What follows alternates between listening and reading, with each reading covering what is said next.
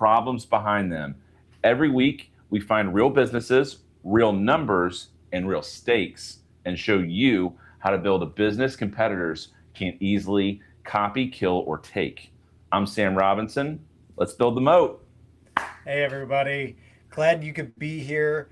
If you have questions about your business, please feel free to leave them in the chat.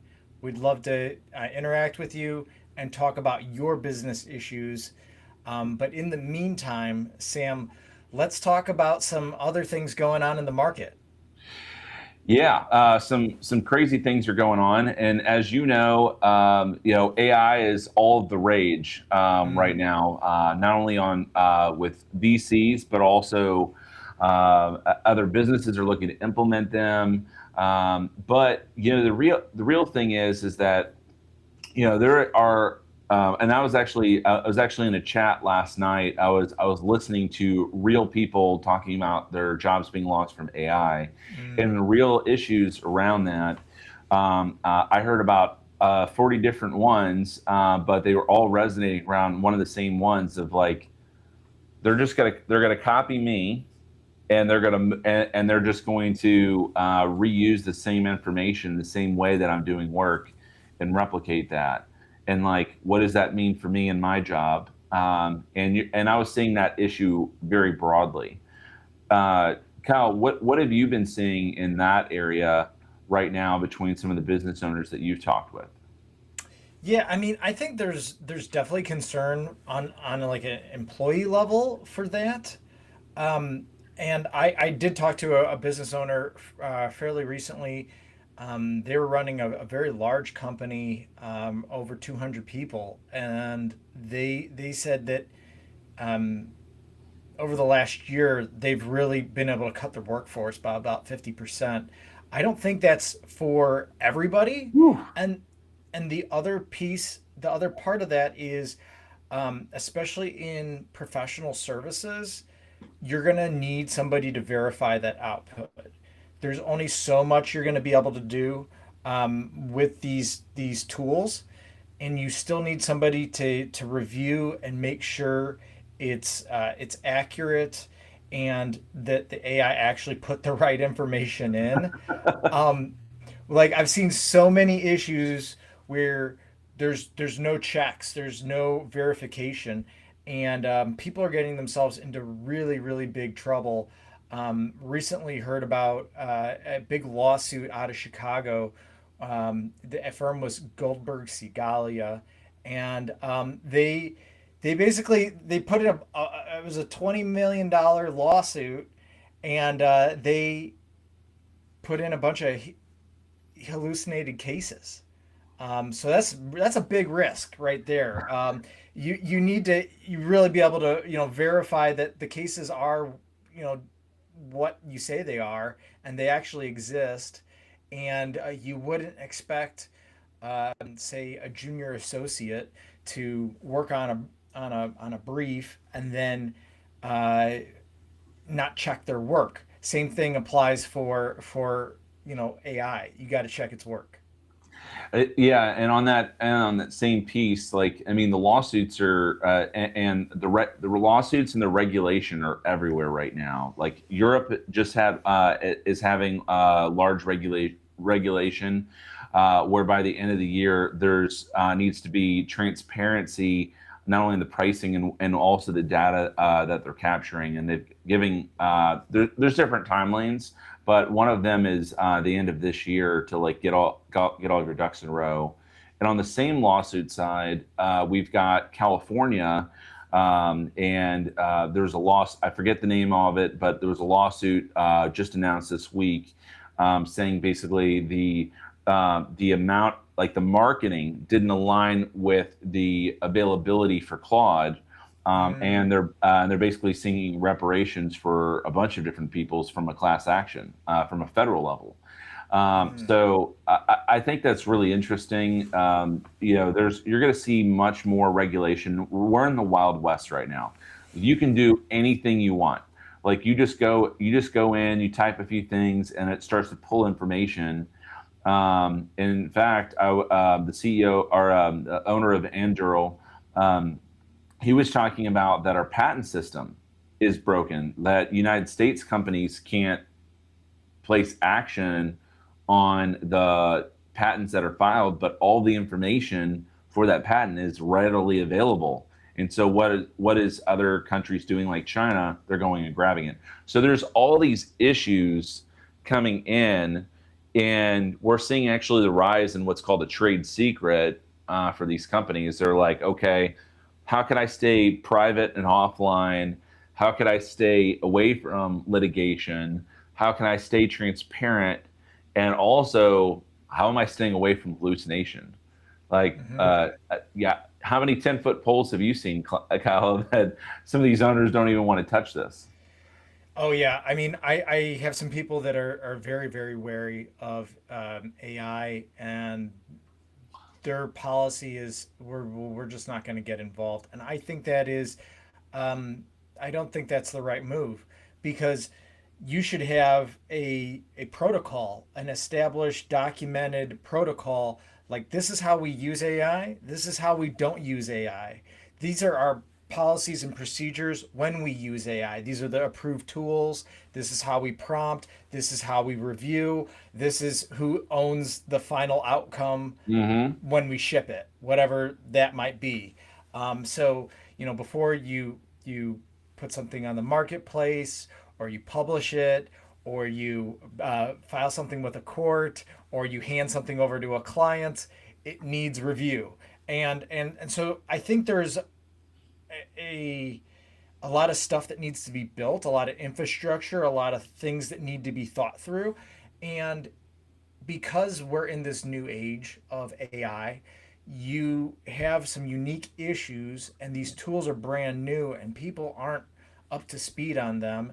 And so there's some real interesting things that you need to think through that you might not have experience with, and so it's really important to not be in a rush, to be thoughtful, be proactive, and bring in good solid experts that can help you understand what it is that you need to do. And I completely agree, and no business is immune to that. You Mm, have to have, you can't see the label from inside the jar. You have to be outside. yeah. And the reality is that most of these business owners that are either in a SaaS space, a tech space, where they're not manufacturing a physical product, so these are non-physical product, non-physical services, are in danger. Mm, If they're not building their moat, something that's defensible, something that's not easily repeatable.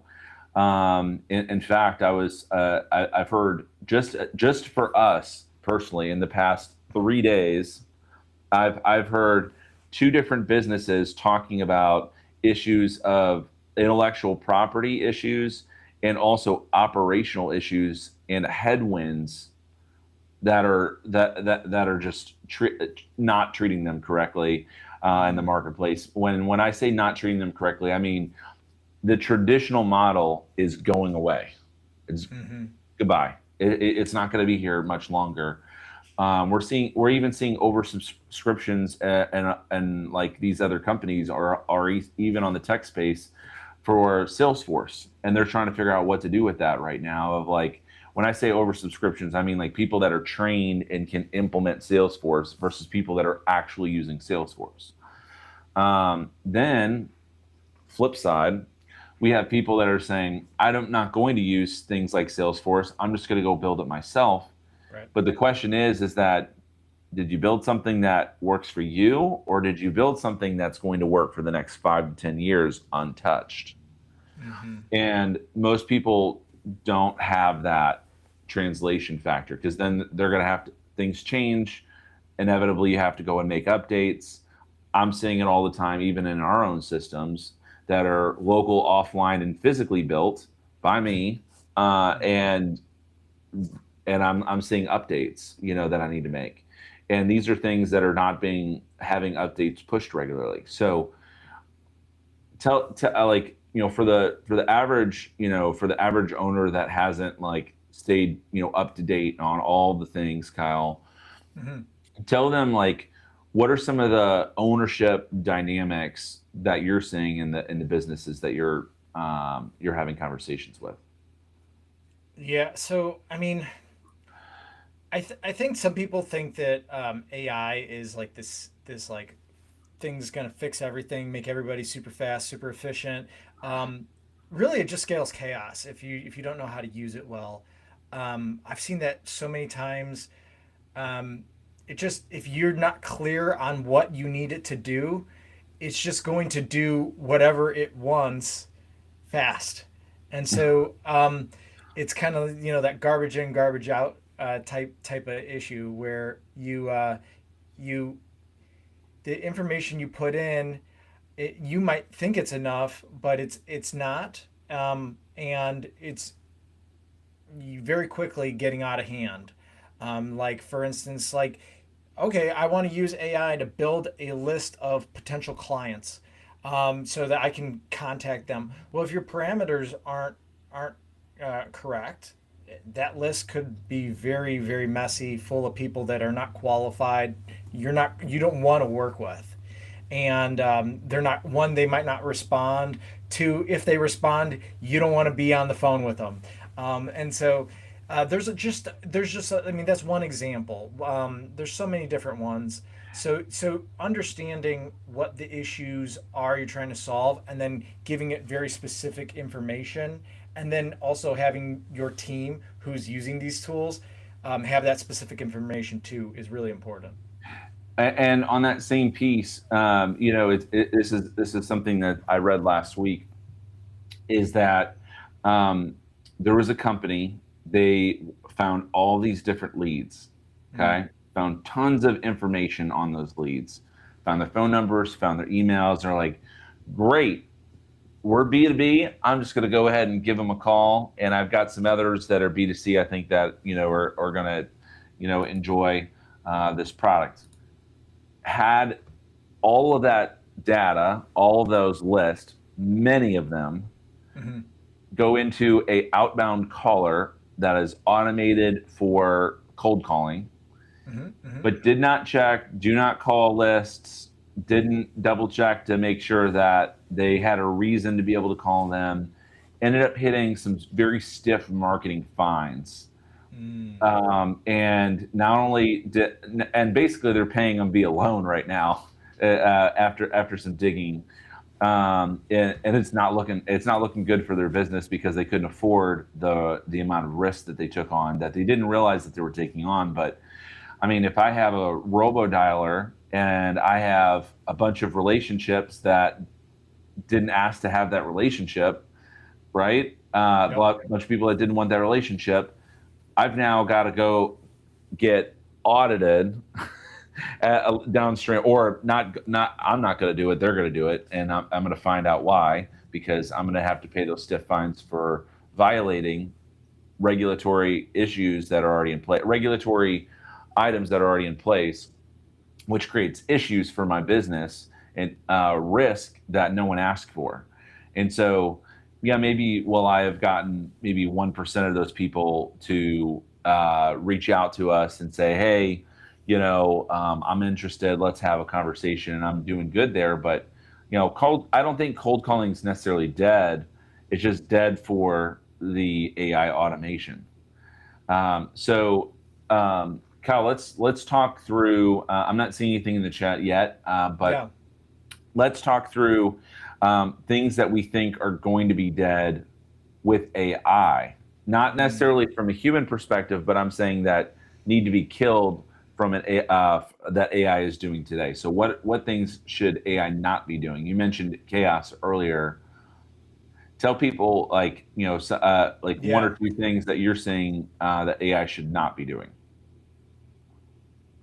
Well, obviously this is subject to change. Once we reach the AGI, stage of things, maybe these issues are, AI can do everything, right? But right now, I do not believe, any kind of professional service. There can be workflow. It can speed up workflows, but like lawyers are still safe, CPAs are still safe. other types of professionals, financial advisors, architects, all those people are safe. Now, I will say there are some really, really interesting tools out there that can speed things up. Like, for instance, I'm aware of a few different tools that will draft your medical chronologies so you can speed that up, and then you it'll even give you points of negotiation so that you can get on the phone with the other side and negotiate the claim, the injury matter, and you know what they're going to say, and you know your strong parts, and things that it can really speed things up. So that's just one use case, one example. But yeah, there's all sorts of different things right now that it's just not qualified to do. It's not consistent enough, and I think hallucination plays a big part in that.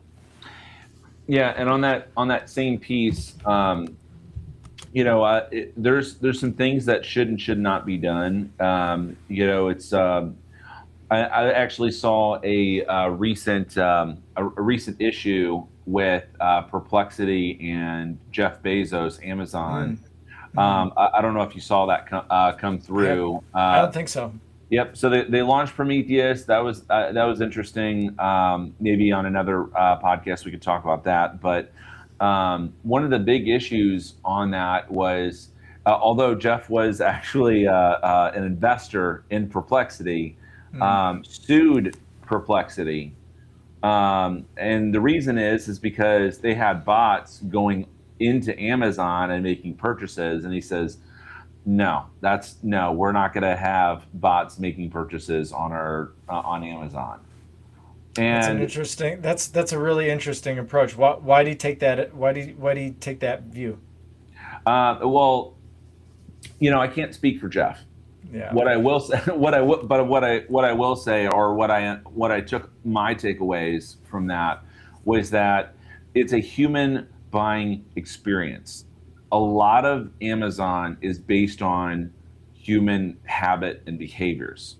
And if it's not human habit and behaviors and it's directly bot related, it really shouldn't be connecting to the front end of Amazon. In fact, they should. If I was Amazon right now, and people are looking at bots to be able to go and purchase things, I would probably make a headless mode where basically you just plug it in and it says, okay, yeah, this is Amazon. I'm looking for blah, blah, blah.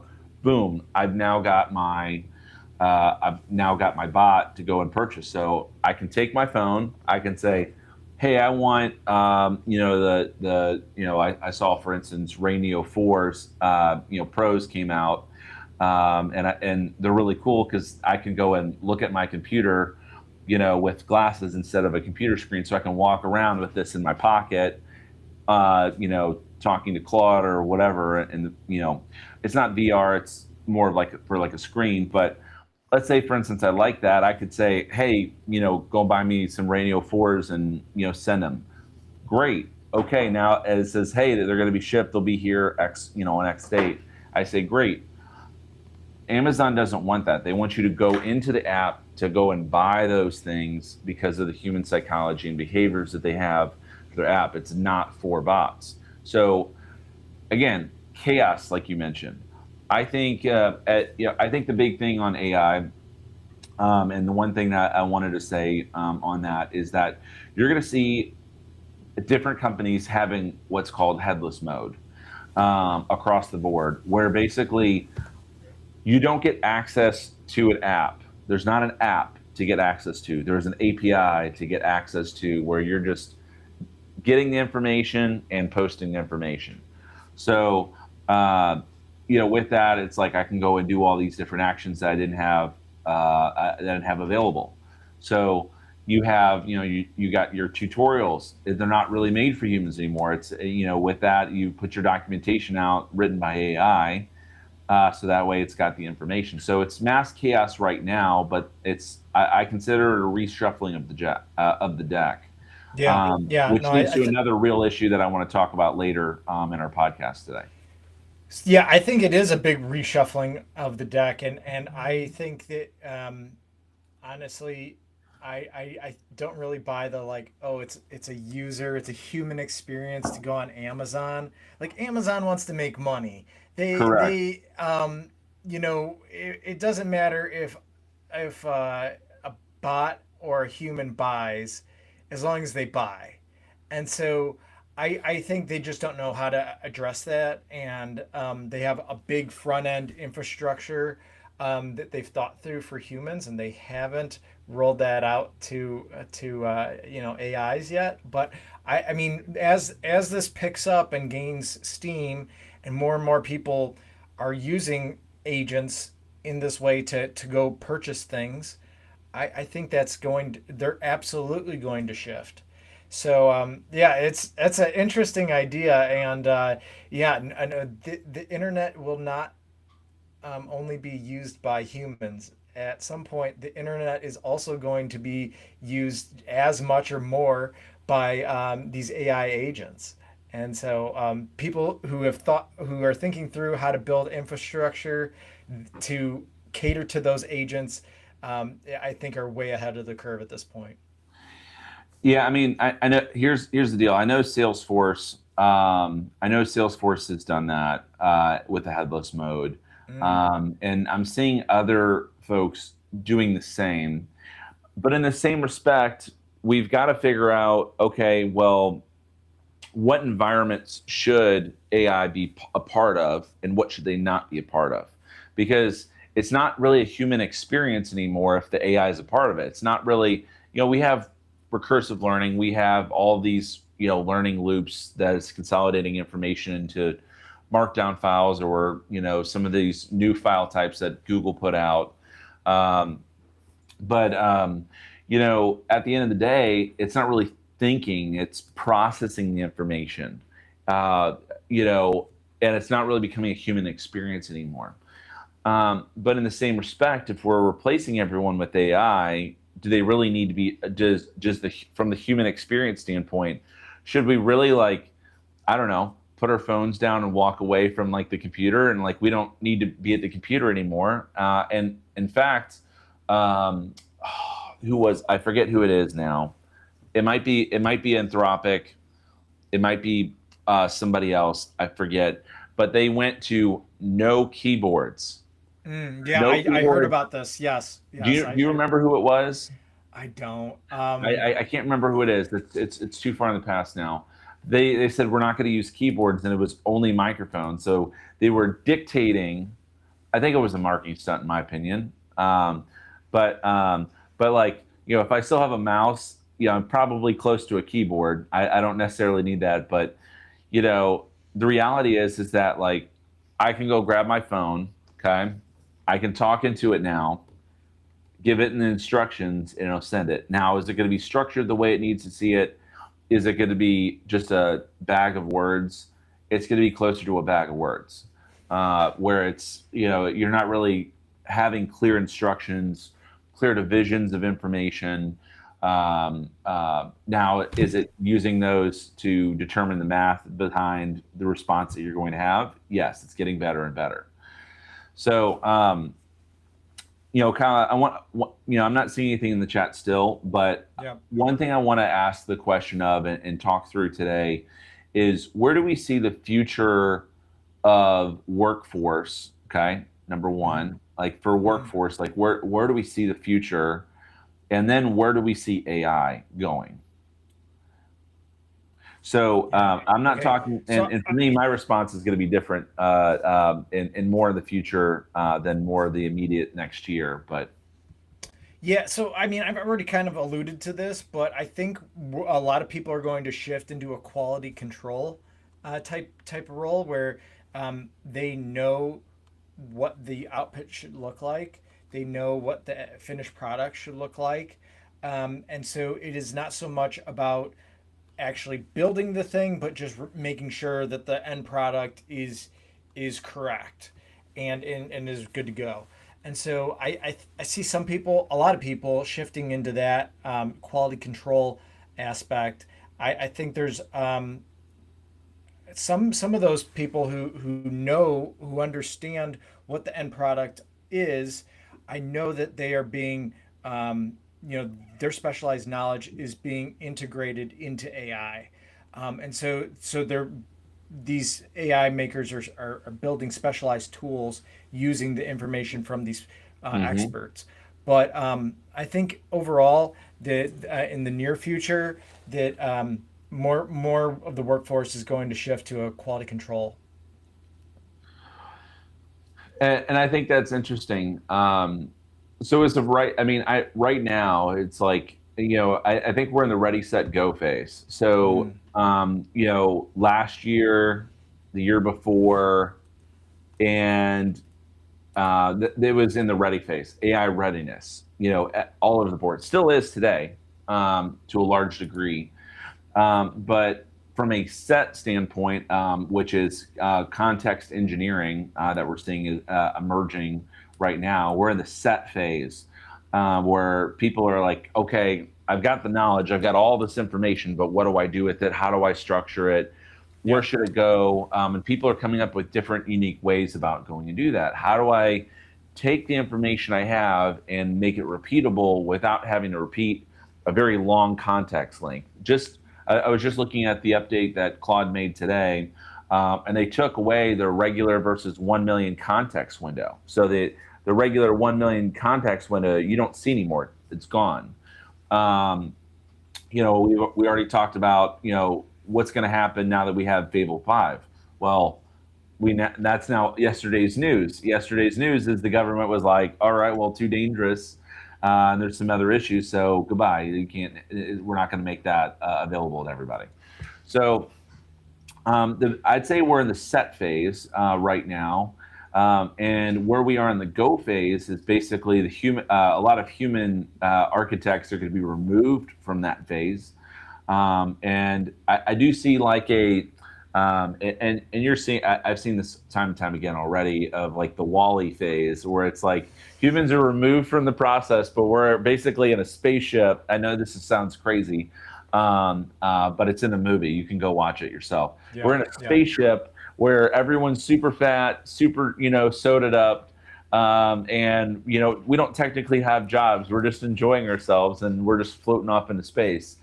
I don't necessarily think that's going to be the future, but I do think there's going to be some sort of issue on the workforce side where if I can't make money and I need government funding because I can't physically get a job because of AI, the question then becomes, okay, well, I was easily replaceable. Like, do I start digging ditches? Do I do a physical job? Do I just do Yeah. dirty work now because Right. the AI can't? Or maybe, Prometheus all of a sudden builds all these robots, and from an engineering standpoint, we're not needed anymore there on the dirty jobs. So then what happens? I can't get a white collar or a blue collar job. And so we're going to find that we're going to either be training the AI from a dynamic standpoint. Okay, it's going to need us. We're going to essentially be the parasite for the AI that it needs, our information of what we would come up with in one way, shape, or form, and get paid for that in a credit type system. Or we're going to see it either wipe us out. Okay, I don't like that either. Which I hear people saying that from some of the older AI type tech movies, sci-fi movies. And then the last I think is going to be the truth is always stranger than fiction of how it's going to come about. So here's my thought. What happens when a company can't make money anymore because no one has money to spend on at their company? I think that's going to be one of the biggest questions that's going to have to be answered is when someone can't work and they can't spend money because they're just getting taken care of on, call it food stamps, and they're not going to have the discretionary money, and we're now got a huge split between the upper and lower class, no middle class anymore. We're already seeing the middle class being pushed up or down. Right. So the question is when a business can't make money anymore, how do they actually make money? And we're gonna start to see that question emerge in the go phase, not right now, but Yeah. eventually, we're gonna see that. And so my best bet on that, or my moat that I would think about starting to build when we turn into the go phase, whenever that might be, sooner rather than later, most likely, is that we're basically circulating. Basically a circulation system between the upper crust companies, and figuring out a way to make an upper crust company where that money that's circulating around, you can justify the revenue and the investments in that piece. So you're going to see a lot of more upper crust companies and a lot of less smaller ones, and it'd be more from I'm not to say it like an indentured servitude standpoint, but if it's getting pushed up or down, you're going to start to see different methodologies emerge, as well as some of the more archaic methods come about. Unfortunately, or at least that's my opinion. I think the truth is going to be stranger than fiction in that case. We'll see how it ages. We'll see how it ages. Yeah. Yeah. No, I think you bring up some really good points, and I think the truth will be stranger than the fiction that any of us could come up with. But yeah, I do see a significant opportunity for building a moat in that new type of economy. And right now, I don't know. We'll see. I'm thinking, like, for instance, I'm thinking about, gosh, it was a French company, and they were building, like, they built a lot of like horse leather goods. When horses were pulling carriages and things like that. And the one partner, he basically goes like, "Man, we're screwed. Like, automobiles are coming out, and like our business is done because we make horse saddles, and like they don't need that anymore." And his other brother's like, "Oh, it's fine. Like we'll pivot, we'll shift. Let's make a high-end luxury luggage. We can take the leather goods that we're already making, and we'll just make luggage." And he's like, "No, we're like screwed." And he had like this really negative, pessimistic view, and the other brother didn't. And the other brother ended up going in that direction, and it worked out really well for him. So I think there's going to be lots of opportunities like that where people just need to reimagine what they're doing, and there are places to pivot. It takes some creativity, and I think just like how the creative people win nowadays, creative people will win in the future economy. I completely agree. This reminds me of an article about raising a child, because the business, in a lot of sense, is raising it. Like, there's a lot of time and attention. I call it blood, sweat, and tears put into a business, Yeah. where I mean, you might be spending your entire day and basically just sleeping, for 6 hours and rinse and repeat, for 7 days a week. Or maybe you're in the phase where you're like, hey, they're grown up and gone to college. I can go and do what I want. I can go on my vacations. And I'm seeing business owners on both sides of both sides of that spectrum. But the article talked about three major things in raising a child. And I'm seeing the same traits in founders that are succeeding right now too. And I'm going to talk to those. One is curiosity. And it plays to the example that you just had. It's like, hey, I'm not going to be pessimistic. I'm going to be curious of like what we can do. How is this going to change things? And that actually turned out to being, okay, we're now a luggage carrier. Yeah. Maybe some of those leather companies became, maybe they did leather for the seats in those cars, and Yeah, they had right. premium leather. We're still seeing premium leather in cars, like Ferrari, for instance. It's still an option. It's still an option. It hasn't gone away. And so being naturally curious of saying, hey, imagine a world in which this could be the case. Imagine if we did something different. Let's brainstorm. Let's sit here, and that's how we end up coming up with our AI, and we'll talk more about that in a minute. And then, so that was the first one, being curious. The second one is resiliency. When things don't go your way, don't just fold up shop and say goodbye. Those are the people that actually stand to lose the most. There's the famous quotes like, you miss 100% of the shots you don't take. It's Correct. like, well, yeah, I know that, but I don't want to miss another shot. Well, you probably should have shot because you don't know if you're going to miss or make it. Right. Yeah, like missing sucks. Don't get me wrong. I don't like missing either, but if you don't ever take your shot, you're gonna miss 100% of the time. And I agree. Like the curiosity aspect is super important. When I would negotiate settlements, that's a big part of what I would do is I would try to shift the person from an adversarial type of orientation to more of a collaborative, curious one. Like, I want what I want, you want what you want. How can we get creative and figure out a way where we both walk away okay? We're both maybe not totally satisfied. We didn't get everything we wanted, but we reached an acceptable outcome for both of us. And so I agree. It's Mhm. very important to stay creative and stay curious.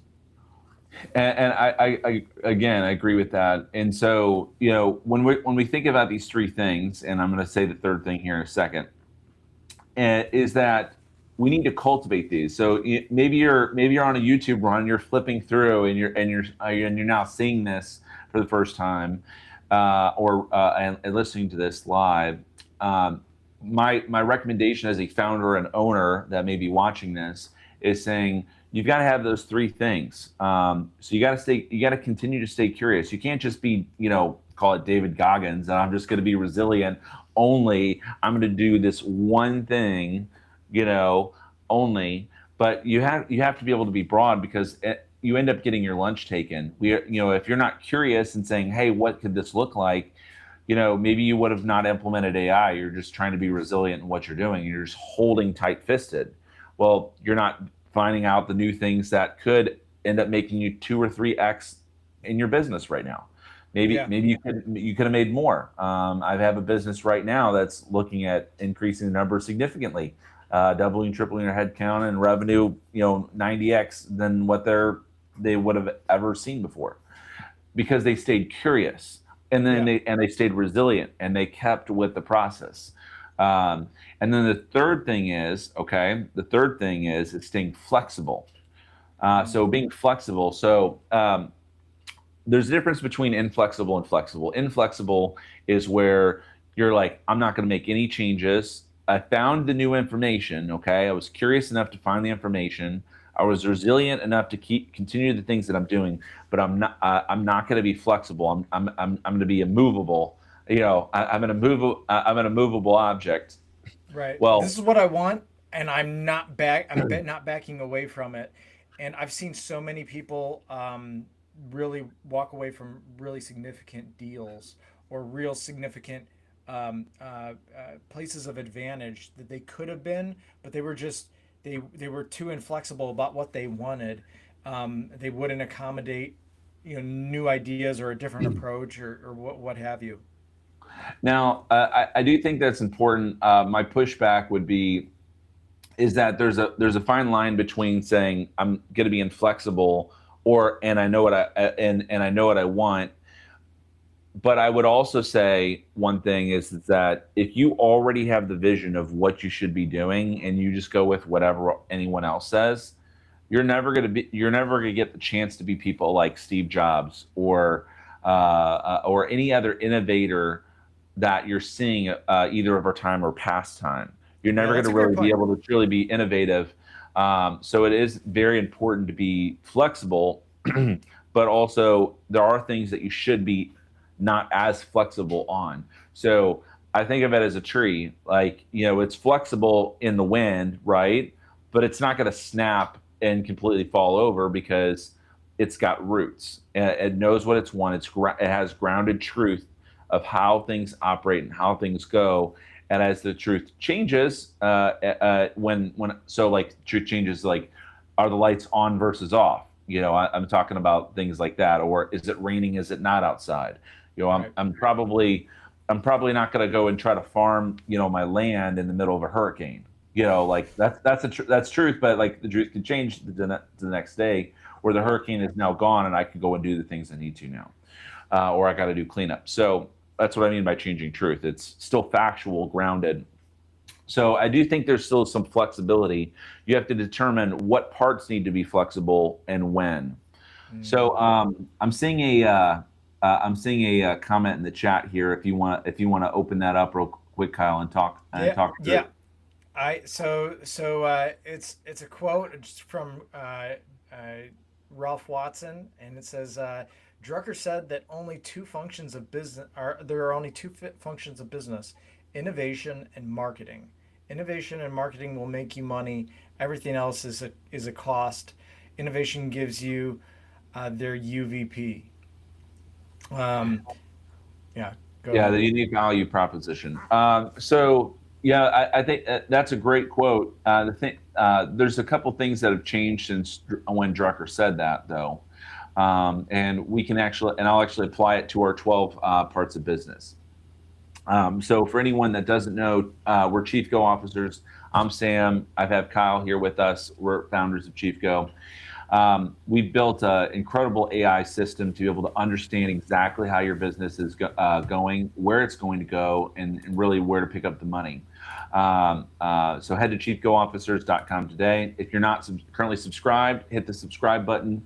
Like this live show. We'll have more content coming out here, so stay tuned to our channel. That said, we do fractional executive leadership work from an executive standpoint to be able to implement not only the decisions that need to be made in a business, but we build that defensible moat in your business, so you're not losing ground. You're able to gain it, hit those goals, and hit those visions faster than ever before, without taking steps back. So that said, one of the big things that we look at, Kyle, from a strategy standpoint, this is overarching, is the 12 aspects of business.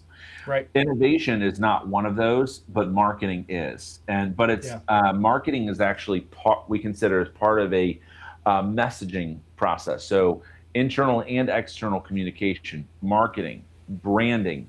How do we actually communicate not only our unique value proposition, but who we are, what we're about, what we're going to do, who we're for, who we're not for. Correct. Yeah, and then yeah. The other aspect, the innovation part, is really the product or the service or the products and services that you deliver and what you're developing there. So yeah, well, the fact is that any aspect of a business can be innovative.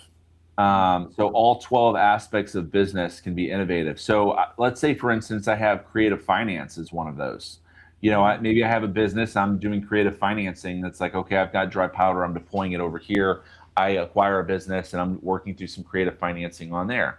Or maybe I've got something internal that I need to use to enable my people. So I really focus on technology within my business to be able to enable the other aspects of the process. Or maybe there's a new sales process that comes around. We've seen that in the last 30 years here. We've got this, live. We've got webinars. Like, the internet really didn't exist, past the 90s. We kind of had computers at the earlier stages, 70s, 80s, whatnot. But like when we finally got the internet, we didn't know what to do, and a lot of the sales processes had changed then. So you can still be innovative and see what you need to do and where you can go with that and be innovative. So stay on your toes is what I'm saying, which also comes back to being flexible. Yep. So innovative is one of those things where we can be early, and you can also be be able to out execute. So innovative could be like, hey, we're better, faster, stronger, right? And so let's talk about, like, Kyle, for now, like, let's talk about what we can do to be better. Like, what kind of, like, if I was a business owner today, and we'll just play the what if game. If I was a business owner today and I was somewhere close to not being able to make payroll, okay? I've got a $10 million business, but for some reason I've got to figure out how to make cuts very quickly to be able to make payroll. Like, what would you do? Well, there's either two things you can do. You can make more money, or you can cut your expenses. And so, um, I I mean, the quicker fix is cut your expenses, and that's why we're seeing a lot of people, being laid off right now. Um, so on the one hand, I would say, cut your head count, but I like to think that there's no problem that's insurmountable, that you need to just get more creative. And so it will take a little bit longer, but what I would suggest is you look back over your data and you go, what is the most profitable thing that we do, and let's focus there and not focus on the thing that takes more time. The deal velocity is slower, and so you might have a far more valuable thing, a service you provide, or a client you serve. Let's go focus on them and attract more of those types of deals or clients into our business than cut a bunch of people, and because there's a lot of risks that come along with just laying a bunch of people off. I think that's a good point and a fair point, and that's definitely a lot of the narrative. However, the numbers are saying a different story for some of these businesses that are making cuts. So just to address that real quick before I provide my opinion on the former, is that when a business is cutting people, usually it has to do with, hey, we're not doing as well. Sure. However, we're seeing record revenue for these companies that are cutting people. So it brings into question, like, what's actually going on? Like, are they just seeing like a huge, like, we just need a huge initiative, and we're gonna do all these great things, and then we're just gonna cut everyone that's not part of that anymore because we need to restructure. I was oh shoot, who was it? They restructured for like the sixth time, Mm. like within the past 12 months. It's just like insane to think about restructuring processes, and who you're going to cut, and trying to do that. So I definitely think there's an interesting narrative out there. There are certain companies that are getting hit, so like there's definitely a traditional process there, no doubt about it. But there are also other companies that are hitting record revenue, so it didn't make sense why you would cut your employees. It just doesn't make sense. And it's like, well, I'm going to go ahead and use the narrative to skim the fat, so to speak, and be able to collect revenue right now from, either shareholder value or my own. And they're preparing for something that's not going to be very good. So, if VC money runs out, all that deployed capital, like, we're not seeing a return on our investment. Which, by the way, Anthropic just started becoming profitable, just recently, quote unquote. I'd like to see those numbers as a recent. That was earlier this year, but they finally rounded the corner and are collecting a lot of the market now. Um, but what I would say is, if I couldn't make payroll, there's only real two ways to do it. Either make more money, or spend less of it. Right. If you're going to spend less of it, part of that can be a long-term process, or you can just make the stupid decision and cut all of your A talent, and everyone's now going, and you're saving money, but you're cutting off your nose to spite your face. I think the better move would be to go and figure out what's in the collectibles. It's like, okay, we have deals that are out there. They've said yes, but they haven't signed yet. Let's like go Right. back to that. Let's get the sales process. Like, let's pull in the money that we need to, and then dig down to what the real root causes are in the business. But like, you got to do one step at a time. You got to be able to get more money in. But if you don't have any deals on the table, you got another set of problems there, because a business that doesn't make money is not a business at all. So if I could make payroll, you definitely want to probably figure out some easy cost cutting measures to move forward, while also figuring out your collectibles at the same time. Yeah, no, that's a great point, and I see so many people. They have big bills hanging out there that they could have collected had they been more proactive. But for whatever reason, they're not managing their accounts receivable, and sometimes they're serving the wrong client, and the client really doesn't have the ability to pay. Other times, it's just they're not they're making it hard to pay, and they're not following up with the person, and the clients got money, and they're more than happy to pay, but for whatever reason, they haven't. And so some of it is just understanding what your process is, and how to make it more user friendly and seamless. Exactly. So on that same side, I know we're close to time here, Kyle. Yeah. Is there? Can you double check the chat, see if there's anything else that Yep. users may have a question on? Any questions that users would like to ask me or Kyle in the chat? I've got one other thing that I can certainly talk about, but I think I think we're in a space where I think we're in a space where we've talked about a lot of things. There's a lot to process from our conversation today. Yeah. No additional chats. Yeah, let's wrap it up here and land this plane. Okay, perfect. Well, thank you guys for listening to the Moat. I'm Sam Robinson. You're also with Kyle Harbaugh here. Today we broke down some real businesses, some real issues, real news that is affecting those businesses, which relates to real problems. If today's episode connected with you and you're just sitting on a decision, don't wait. Reach out to us, info@chiefgoofficers.com, or head to chiefgoofficers.com for more information. We've got a free audit or book a call. So again, until next time, keep building. Yep. All right.